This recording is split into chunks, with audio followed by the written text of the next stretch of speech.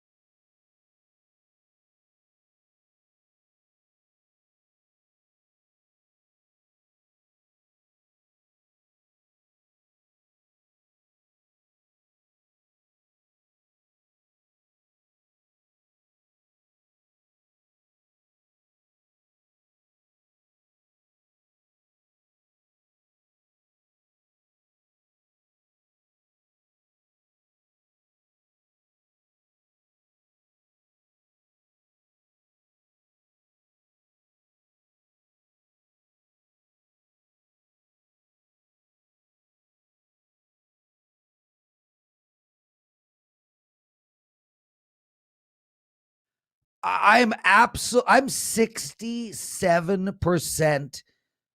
Joe, I'm told there's no volume on the show. Okay. Teddy, I'm 67% in the month of March across all my plays. I don't think I've ever had a month in my life, a 30-day period, where I was around 70% releasing many plays. I mean, there are days where I've released 7 plays in one day. I won my hockey again last night. I was the $2 Tuesday, and we made a lot of sales on my play. And yeah, I was stressed out, man. But we got it done, 2-0. A 41-15 hockey run. And Teddy, we got Kelly Stewart up today at the beginning of the show. We're going to talk a couple of college basketball games. We've got the Michigan game. We're going to talk about the Oregon State Loyola Chicago game. And we'll surprise her with an NBA question. Art DiCesare at the bottom. But first, Teddy, I want to talk a little betting theory, sort of handicapping theory, if you will. Okay. You know, what's fascinating for me is that both my daughters are betting for the first time. And obviously Vivian, my girl, is betting. So I'm in the house and I'm watching and listening to, I guess, amateur bettors talk and share and decide what to play. And it's been fascinating because in our world, we're just surrounded by professional gamblers. We don't really get the opportunity to eavesdrop on people who don't bet often and hear their thought process. And, you know, last night, Florida was playing Chicago. All three of the girls, well, Florida's a better team, so we're taking them. Colorado was playing Arizona. Colorado's a better team, so we're taking them. They don't realize the bookmakers know this as well. And it really got me thinking, you know, why didn't I take Arizona last night? Why didn't I take Florida last night?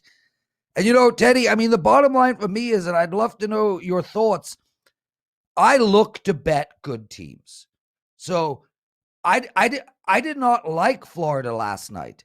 Why didn't I play the Blackhawks? I'm not going to play bad teams. I'm going to only play good teams in the right spots. And that's what I want to talk to you about. That's what I've noticed is the difference between me and the 3 girls in my house. And that is they're just blindly taking the better team. Whereas I am really focusing on the right spots to take those teams. And I said yesterday, I thought Florida, it was a bad spot for them. I thought it was a bad spot for Philadelphia. I thought it was a bad spot for Colorado. So I find that fascinating. And what I want to ask you is, are you looking to do the similar where you're honed in on 10 teams or 5 teams and then you're just trying to pick the right spots to bet them? Or are you just straight across the whole board? It's a little bit of both. All right. I will always, throughout the course of the season, I'm always adding and subtracting teams to what I call bet on or bet against lists. And that is an ongoing process for me. Every night, not necessarily every night. Every night I go through the box scores, but every 2 or 3 nights, I will make adjustments. Something I saw, something I didn't see. Hey, this is now a bet on team. Hey, we rode this. Now we're done with it. So in general, I'm going to have teams I'm looking to bet on. I'm looking to bet against. All that said, on any given day, it's a lot about spots and finding the right teams in the right spots, whether to bet on or bet against, is the majority of what I try to do. Now, you talk about recreational bettors and the thought processes that they have. And if you're here in Vegas, it's easy because you just go to the sports book and you hang out like a fly on the wall type of situation. You don't, and I do that often enough that you get a sense of the thought process of beginning bettors or recreational players and what they're doing. But it's not something that factors into my handicap a whole lot, Prez. What about Kelly? Well, wait. Kelly's not coming on yet, Teddy. We still got your big bad breakdown beat segment that I messed up. And then we're going to bring Kelly. But I just want to speak really quickly to that. One of our viewers wrote, Paul wrote, then why not take the dogs in those spots? So last night, I really didn't like Florida. Why not take the Blackhawks? Everyone's different. Brian Leonard, for instance, looks for those spots where dogs are going to win. I don't. I look at the teams that are bad, and I say to myself, they don't deserve my money.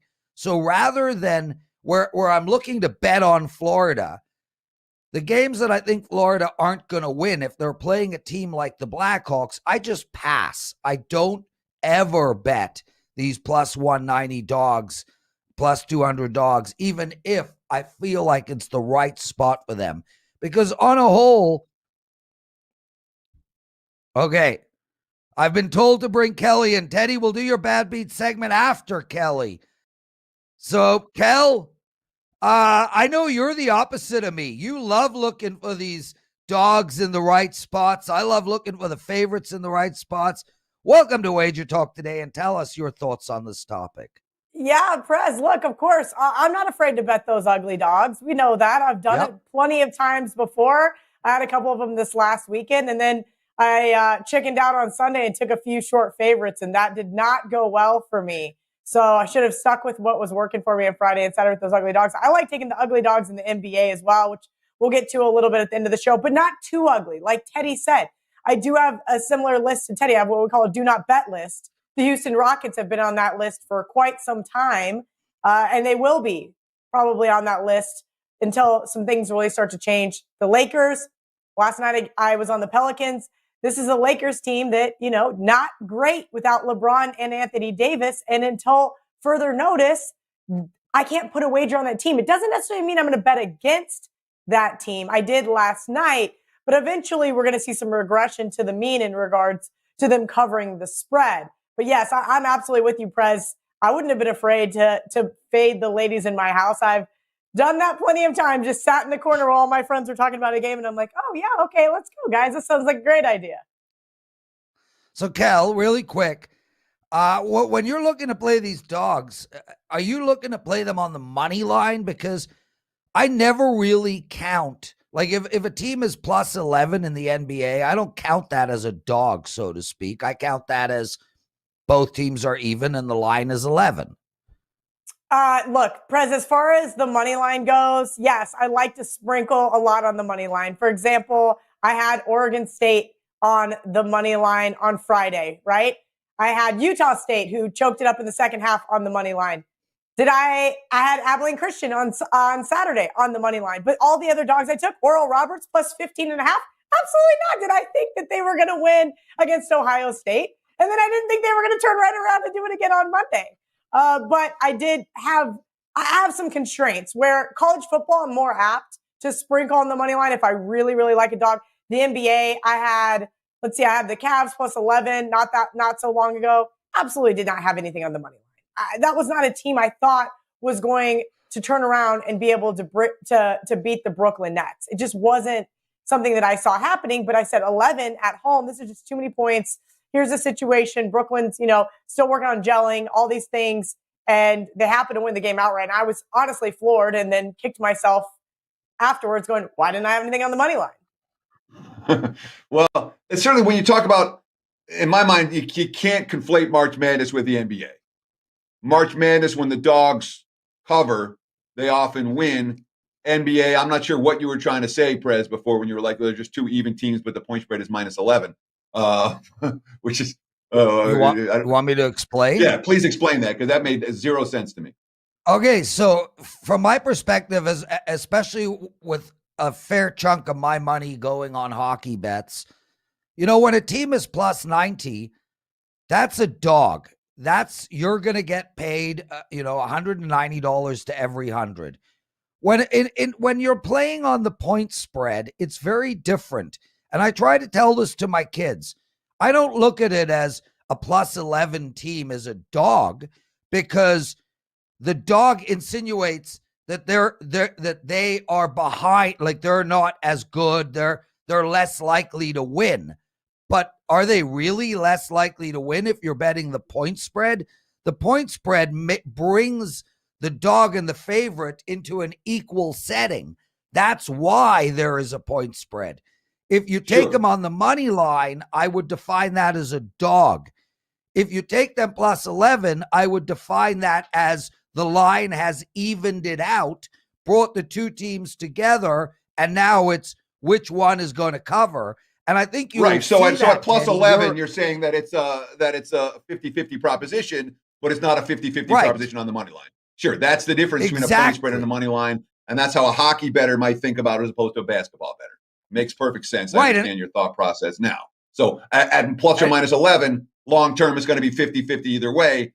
At plus 400, minus 500, long term is not going to be. The money might turn out to be even long term, but the in terms of how much you make, but in any given day, the minus 500 favorite's going to win 10 out of 11 or 9 out of 11, that sort of thing. Well, Teddy, the interesting part of that, and Kelly can tell you, Kelly, who bets a lot of the plus money, will attest.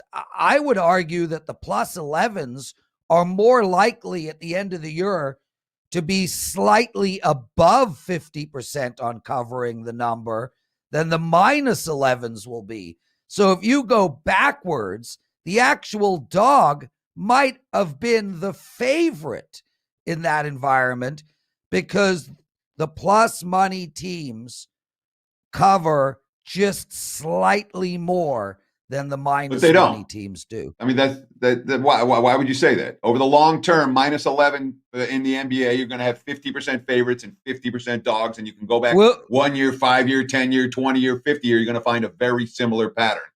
I wouldn't say that over the long term, the 11-point favorites are a negative expectation wager. They're not. We're gonna bring Ralph into this. We're gonna bring Ralph into this conversation, and get the actual Ralph's numbers. Kelly, let's get data that agrees with Teddy, Prez. I'm sure. Sorry, Ralph, say that again, Kelly. That's not anything I'm worried about. I said, unfortunately, Prez, I think Ralph's going to bring you all the data that agrees with Teddy. I think. Listen, I would love to agree with you, and I don't have any data points in front of me over the last 20 years of the NBA. I would love to say, yeah, Prez, I think the dogs, double-digit dogs in the NBA have covered more than they haven't, but we all know that the spread is a great equalizer, and every single year you start to see it, and it's like 251 favorites, 253 dogs, and 9 pushes. Yep. It's like every single year by June, it's the exact same, especially in the NBA. We know the margins can be very thin at times in that sport. Yeah, and it's actually quite unbelievable how talented the bookmakers are. Guys, let's get into some college hoops. Kelly, Michigan -3 against FSU, 144. There's been a little bit of money coming in. I think we've got a couple of 2.5s on the board. How are you betting this game? Yeah, I tweeted out yesterday, take Florida State +3, so I was happy to get a good number here. I don't want to ever disrespect the Michigan Wolverines. I think what they've been able to do this year was incredible. Not only being 22-4, but covering it almost that high percentage as well. But if you watch that LSU game, it was a tale of a couple different halves. And we can make a case and say that Michigan got some whistles by the refs. We can make a case that said Michigan made some great halftime adjustments. LSU just couldn't keep up. Whatever it is, this is not a play against Michigan. And so I want to preface that because I got a lot of hate for saying that I was on FSU +3 yesterday. Michigan is a very, very talented team. But I can say the same thing for this Noles team. And I don't think that they're getting as much respect in this tournament. And maybe that's because they didn't have some powerhouse year. Maybe it's because they're in the ACC. I'm not really sure where that came from. And we all know the Noles had a great game on Monday. We all know that they played really tough as well. And I think that the thought process here is, well, Michigan's just going to keep winning and covering. I'm shocked to see this line at 3, now at 2.5. It doesn't make sense when you have a Florida State team that's got the number 14 offense, the number 29 defense. They control that tempo really, really well. And that's not something that Michigan does, because Michigan does have the better offense. They do have the better defense. But I really, truly think if Florida State can control the tempo of this game and capitalize off some Michigan turnovers, which we've seen a few times this year, not necessarily last game, but we've seen a few times this year where they can be prone to doing that. I think Florida State can win this game. And like I said, I was just getting out ahead of the market. I took the 3. I wouldn't be surprised to see this one close to 1.5. So I wanted to get the better number there. I think there might still be some 3s out there. Teddy's always got the WagerTalk odds screen open. He can tell you guys. I do. I have it open right here, right now. Looking at the Wolverines. There are 3s. Yeah. There are 3s. It's about half and so half. So if you like FSU, you have to bet them now and grab that 3. I do think this is going to be a really close, really hard-fought game. I'm actually excited. I think this is probably one of the more exciting games of the weekend. I hate to say that, but I'm kind of tired of watching Oral Roberts, even though it's only been 2 games. So let me ask you this, Kel, because in my brackets, I didn't fill out a bunch of them, and I filled them out fairly quickly, but in my brackets, I had Florida State knocking off Michigan in this round. I thought it would be a really tough matchup for the shorthanded Wolverines against an athletic team that plays a whole lot of defense. And then I watched Florida State both games, and they looked a little tentative to me. There was a little bit, I don't know, less so in the Colorado game, but certainly in the opener, there was a tentativeness that I thought that the Wolverines might be able to exploit, because if there's one thing Michigan is, that's a confident team. Are you worried at all about the Wolverines' success in tight games compared to Florida State's mediocrity in these games, especially in this point spread range? I think in that UNC Greensboro game, Teddy, that is what we see these big name teams do all over the tournament. That's why Ohio State lost to Oral Roberts, because when you're that 15 seed underdog and you get to play those big name teams, you are going to give them your best game that you're possibly ever able to give, right? And there's an Ohio State team that's already looking to the next round, regardless of what anybody wants to say. I really, truly believe that that's what happens in these types of situations. I had UNC Greensboro plus 10.5. I felt pretty lucky to cash that ticket. I'm not going to lie. There down the stretch, Florida State really was able to, I think, again, control the tempo of that game. And I think they could have covered if they really wanted to. But at that point, I feel like they knew they had won. They let a couple late buckets, got the cover for Greensboro. But this Florida State team really turned it on against Colorado. And I do believe that is going to be the team we're going to see throughout this tournament. I do think that will be the team that's able to beat Michigan. They could come out, they could be flat, as you mentioned, and I'm going to be holding the losing ticket. Kelly Stewart, everybody. Yeah, Kelly, such a pleasure to have you. Teddy, you're done. Kelly, such a pleasure to have you on WagerTalk today. Let's get to the next game. Oregon State versus Loyola Chicago. And man, this Loyola Chicago team, I mean, it's truly remarkable. We go every year. They're under the radar. They don't have a great regular season. Nobody's watching. And then, bam, the tournament starts. Now they're a favorite at this stage of the game, minus 6.5. There is no reason this team won't find themselves in the Elite Eight. And who knows how long the run can go on for. What do you like in this one? Prez, they lost 4 games this year. What do you mean no one's paying attention? Oh, you mean nobody watches the Missouri Valley Conference outside of Drake? This is a really good Loyola Chicago team. Very good. one of the best defensive teams in the country. But my question is who have they really played? Now, yes, they beat Georgia Tech, who looked pretty good in the ACC tournament. And yes, they beat Illinois. But I do think that Illinois saw this as like a little brother type of situation, and they were not prepared from the get-go for this team. They did not even look like they practiced to play this Loyola Chicago team. It was amazing. I had Loyola Chicago. I did have them on the money line, so that was nice to see. Nice. But we're talking about this Oregon State team that I've been riding since the Pac-12 tournament, has not been a favorite since February 1st. Prez, February 1st. January 30th, they lost to UCLA. Absolutely insane. And they went on a nice little run this last couple of weeks. Now, I think everybody thinks that their run is going to come to an end, but we all know that Teddy and I just spoke about betting on teams and betting against teams. I understand that sometimes the market catches up with teams, but I'm not afraid to keep riding that hot team, especially one with a team like this that's been able to make me money in succession. It's kind of like when the kids were asking me, well, we just spoke about this Drake team. Kelly, is it too late to bet Drake? Hey, if Drake's been making you money and you've been betting him the last 10, 11, 12 games, keep betting him until it loses. And that's how I see this Oregon State team here. I don't think they're getting a ton of respect. And I'm shocked. This Pac-12 conference has come into this tournament with a fury. I bet the Big 12 under. It's going to be nice to be able to cash that ticket. I considered betting the Big 10 under. I looked at a couple other conferences in regards to wins in the tournament. And the Pac-12 just was off to me. And I was like, you know what? I'm just going to leave this alone. Boy, am I glad I didn't make that ticket, because the Pac-12 has come out with an absolute utter fury. I think this Oregon State team's a lot better than they've gotten credit for. I will say this. I did a show with John Murray last night, and he said, is Oregon State going to be your best bet this week? I said, no, I think it's going to be another team, which I'm going to give out later on. Bet on it. We'll be doing that after WagerTalk Today. But he said that Ed Salmons, who is one of his basically VP of risk, said that this Loyola Chicago is 6 points better in his power rankings than the one that made the Final Four. I will preface that. It makes me very nervous, but I'm locked and loaded on the Beavers. I think they keep this run going. Hopefully they can keep it close and maybe be worth that little bit of money line sprinkle there, Prez. So when you watch Oregon State, and you watch at any point during this run, they've played, 10, 15 points better than their season-long power rating?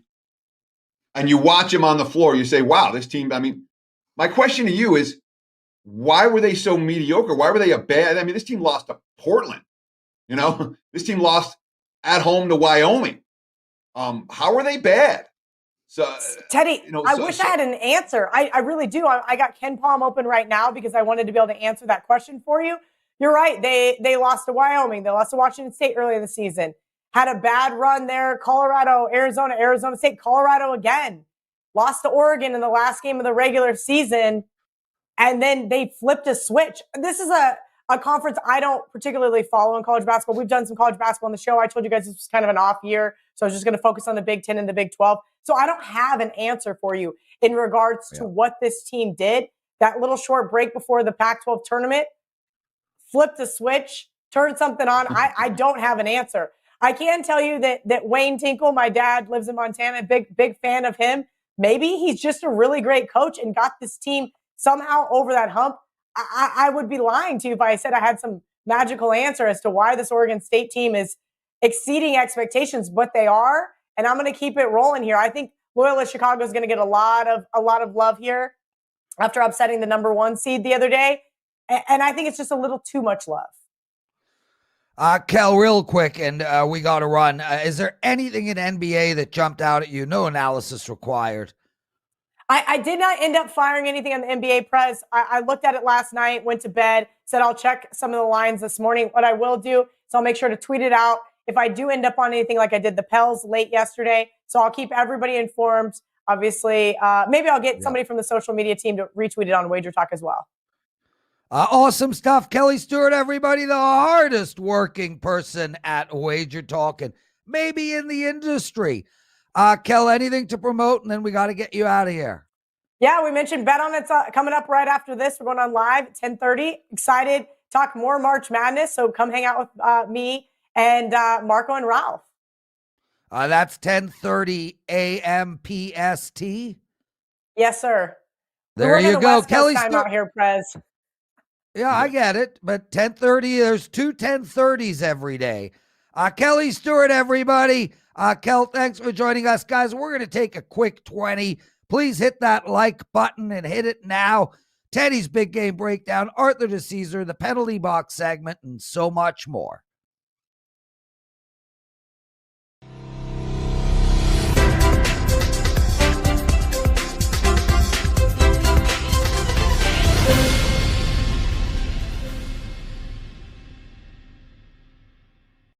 Lock in all sports, all plays, all 5% best bets for the next 30 days from your favorite WagerTalk handicapper for only $1.99 versus the regular price of $3.49 for a total savings of $1.50. Prices are already discounted across the board and no coupon is required. Just head over to WagerTalk.com, pick your favorite handicapper in the experts menu, and lock them in for 30 days across all sports for only $1.99.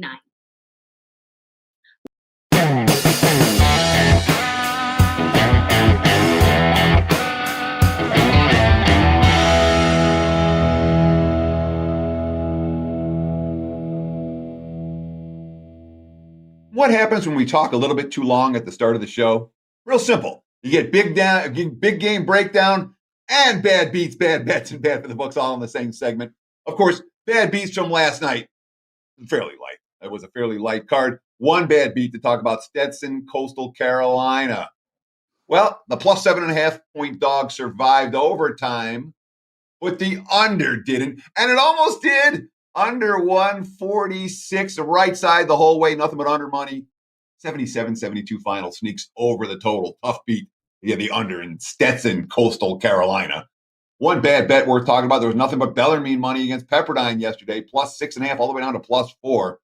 The Waves win by 11. Bad for the books. The Knicks took money against the Wizards. The Knicks were up by 20 at halftime and extended. They do have a rematch on Thursday, but the Knicks winning and covering last night, not great for the house. And the 76ers, minus 3.5 up to minus 4.5 against the Warriors. Philly was up. The first score I saw was 31-11. And then the Warriors rallied back and took the lead, and then they were held to 13 in the fourth, but no Steph. Philly gets the money. We'll call that one bad for the books. Now let's talk a little big game breakdown. NBA on ESPN Wednesday. The Bucks and the Celtics. Right now, looking at the WagerTalk live odds screen, I'm looking at the Bucks minus 6, total of 230 against Boston. Still no official word on Giannis today. He is now listed as questionable. PJ Tucker, the new acquisition, is listed as probable right now for the Celtics. On the injury front, Jason Tatum's going to play. He missed Monday with a non-COVID illness. He's off the injury report. They will also have Kemba Walker back in the lineup, but Tristan Thompson isn't traveling with the team. He's not going to play tonight. He's still remaining in the health and safety protocols. So here's a Bucks team, and I'm starting to see it in the mainstream media. Talk about how good Milwaukee is, and it's the best run of the season, and they've won 7 in a row, and they've won 12 of their last 13. And yes, they have. All of that is true. Milwaukee has been able to take advantage of some fairly weak opponents and a soft spot in their schedule. They won a bunch of games. There is a very simple Milwaukee betting strategy that's been paying dividends all year. It's real simple. The Bucks beat up on the weak, and when they face a decent opponent, they're overvalued. Milwaukee's 5-14 against the spread this season. As an underdog, only happened, I think, once or twice. And as a short favorite of minus 8 or less. That's the key number for the Bucks, and it's been paying dividends, like I said, all year. They're favored by 8.5 or higher. Team they're supposed to blow out, they take care of business against those teams. The teams that are tougher, Milwaukee has consistently struggled to cover point spreads. And, you read the quotes from Jeff Teague, not having Kemba and Jason and the loss at Memphis in overtime on Monday. Not having Kemba and Jason is pretty tough, but the guys who had an opportunity to play played hard. We've got winners in this locker room. Guys are going to compete at a high level to try to do the best, do their job, and get us a win. The Celtics beat the Bucks the first time these two teams met this season. I don't know that Giannis is going to be in or at 100%. Yeah, you better believe I'm going to look at the Boston side in this game. Plus 6, count me in. Again, 31 assists to 12 turnovers, even without their first and third leading scorer and their point guard in the lineup the other night. Celtics are going to hang here. Give me Boston plus the points in Milwaukee. And there's your big game break. Back to you, Prez. Awesome stuff, Teddy. And it's funny. I thought Milwaukee would go on a big run after the All-Star break. Didn't really take advantage of it, but at least I feel like I knew I was right.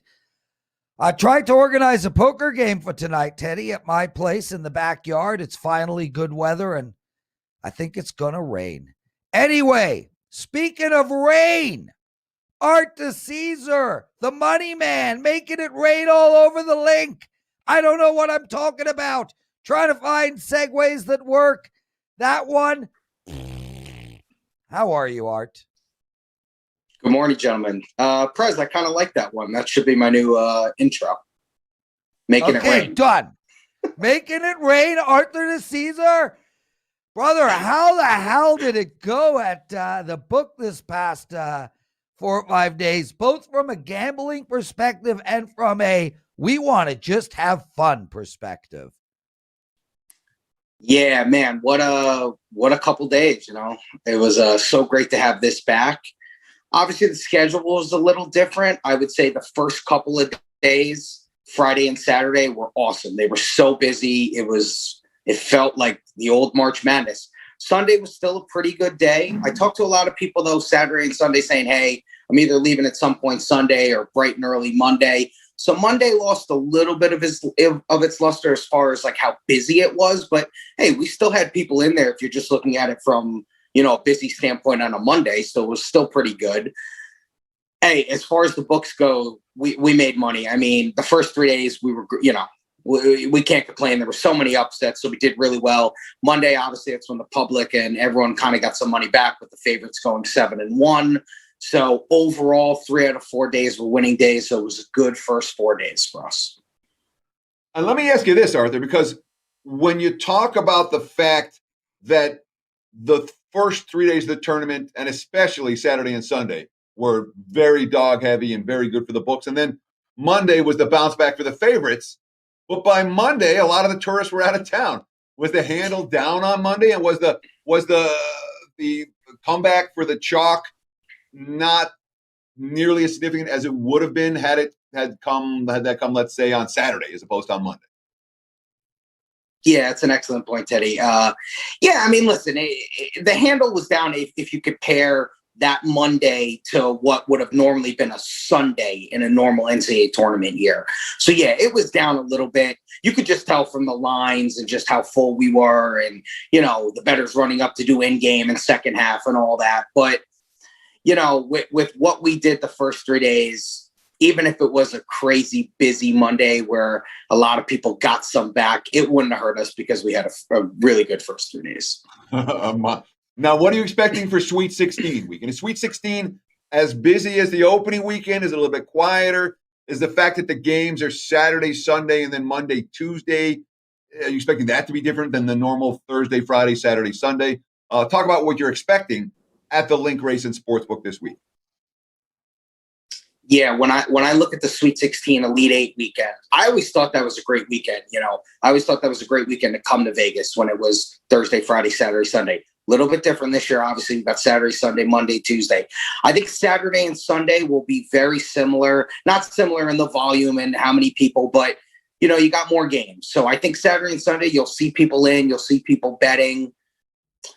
By Monday, Tuesday, unless people have extended their stay and can take off work and they're going to come for, Sweet 16 and Elite 8, you might see a drop off there. But I think Saturday and Sunday will be really good. Arthur DiCesare, everyone, sports book supervisor, director extraordinaire at the Link. Art, let's get into some actionable info. College hoops, March Madness. What stands out to you? What can we bet according to Art?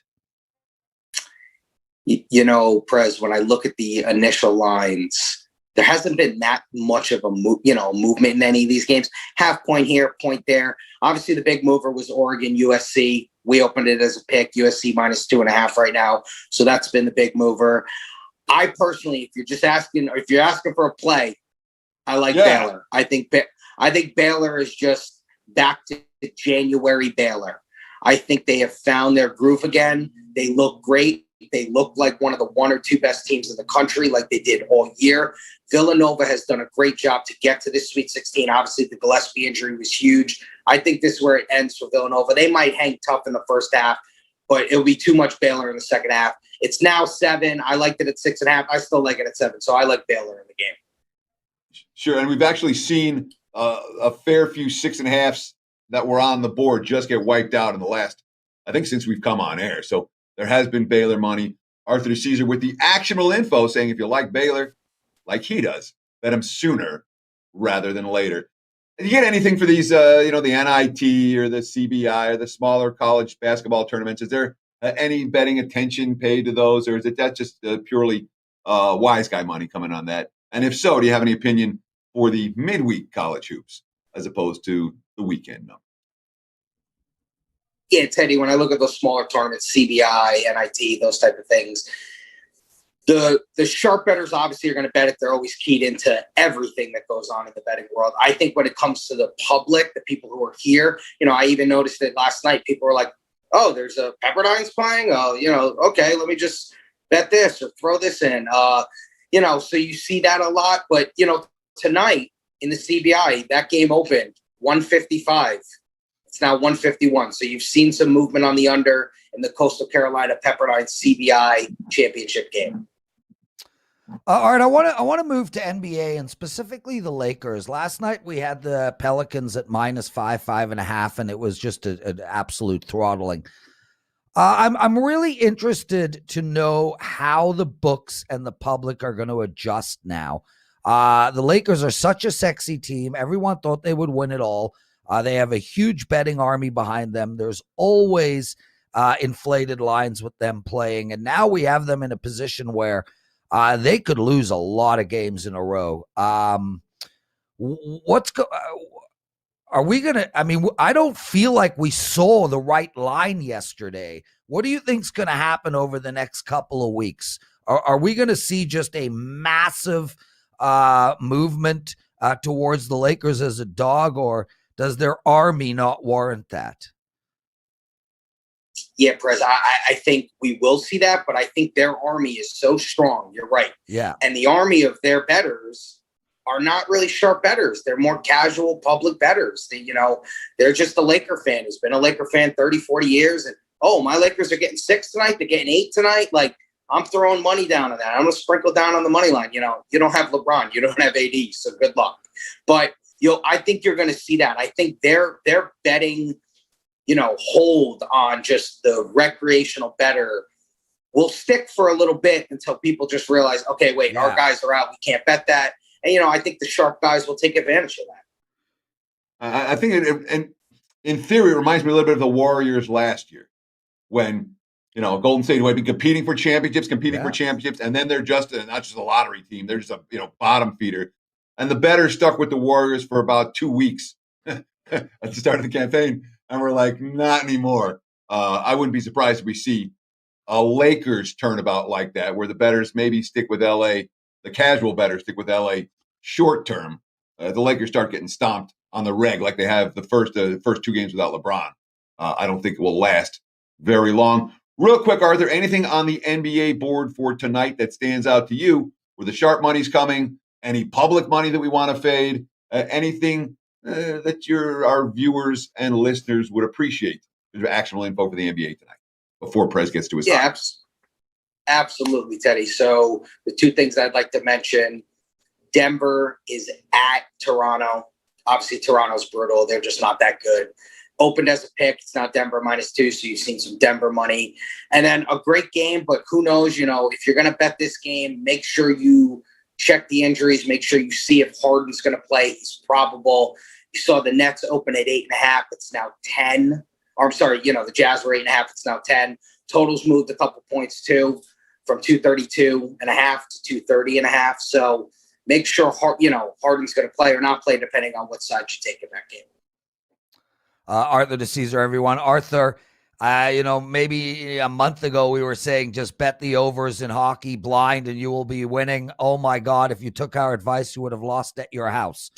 Now Now it's bet the under is blind and you'll be winning. But don't take our advice on that either, because it could change on a dime. But every single night, in and out, we're seeing unders and unders and more unders.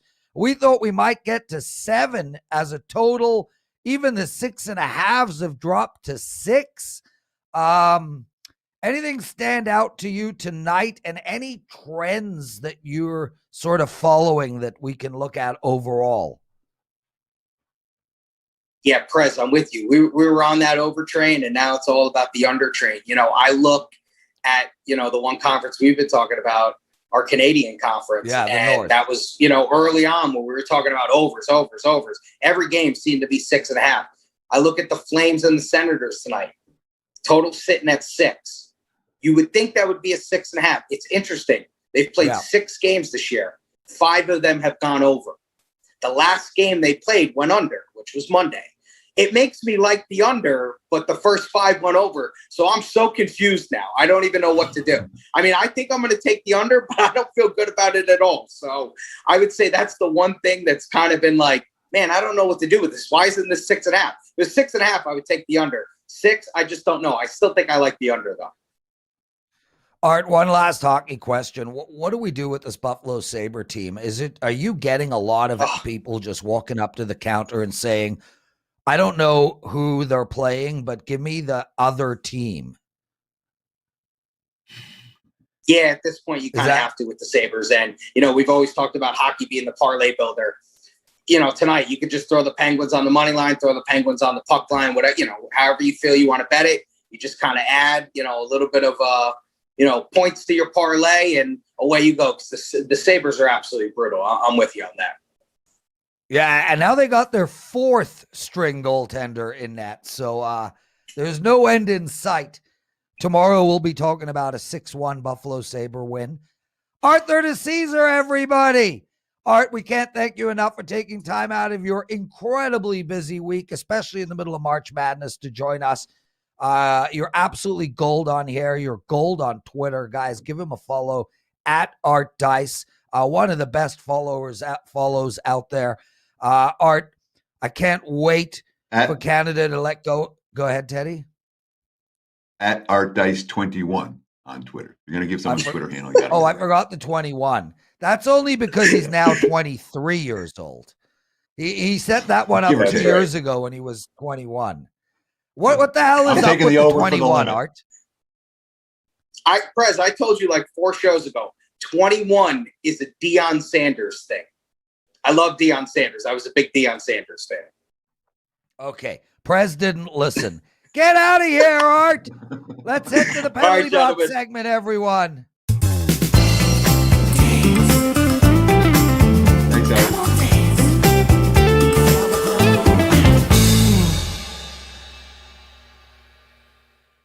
I don't know what the hell that music was. I want my 73's Company theme song back. Anyway, top to bottom today, guys.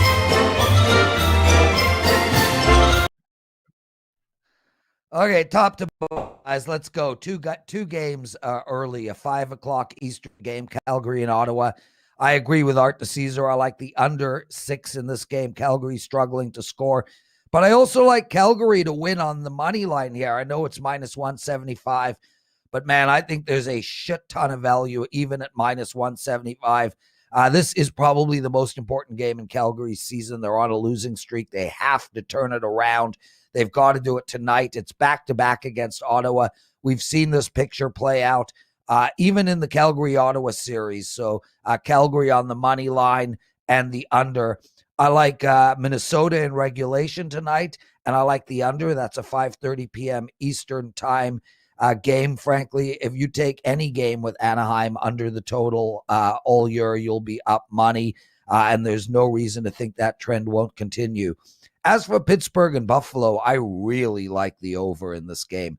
If you go through the last 10 games that Buffalo have played, the teams are averaging close to 5 goals a game against Buffalo. And that's when they had their 2 goalies in net. Now they're on their 4th string goalie.